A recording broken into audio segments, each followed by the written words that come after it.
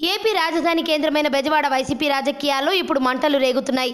తాజాగా విజయవాడ సెంట్రల్ మాజీ ఎమ్మెల్యే మల్లాది విష్ణు వైసీపీలో చేరేందుకు రంగం సిద్ధం కావడంతో అక్కడ వైసీపీలో పెద్ద ఎత్తున అసంతృప్తి జ్వాలలు ఎగిసిపడుతున్నాయి.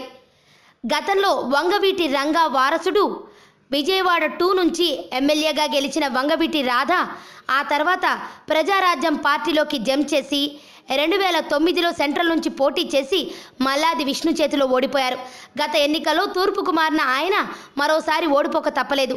తూర్పులో ఓడిపోయిన రాధ ఆ తర్వాత తిరిగి సెంట్రల్కు మారి ప్రస్తుతం సెంట్రల్ ఇన్ఛార్జిగా ఉన్నారు. గత ఎన్నికల్లో ఓటమి తర్వాత జగన్ వద్ద రాధ పలుకుబడి తగ్గింది.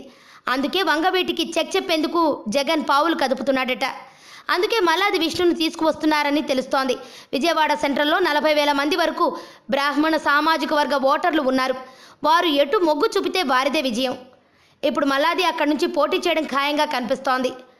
మల్లాదికి సెంట్రల్ సీటు ఇస్తే రాధా తూర్పుకు మారాలి. కానీ ఆయన తూర్పుకు మారేందుకు సుముఖంగా లేరు. దీంతో సెంట్రల్లో ఈ ఇద్దరి మధ్య గొడవ టీడీపీకి కలిసొచ్చి ఆ పార్టీ సులువుగా విన్ అయ్యేలా ఉంది.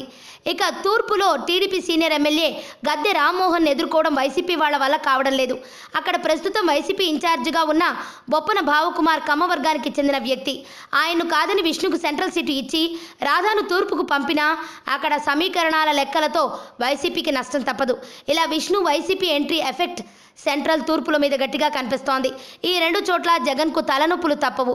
ఇక ప్రస్తుతం విజయవాడ నగర వైసీపీ అధ్యక్షుడిగా ఉన్న వెస్ట్ నియోజకవర్గ ఇన్ఛార్జి వెల్లంపల్లి శ్రీనివాస్ను ఆ పదవి నుంచి తొలగించి విష్ణుకు నగర వైసీపీ పగ్గాలు ఇస్తామని జగన్ ఆయనకు హామీ ఇచ్చారట.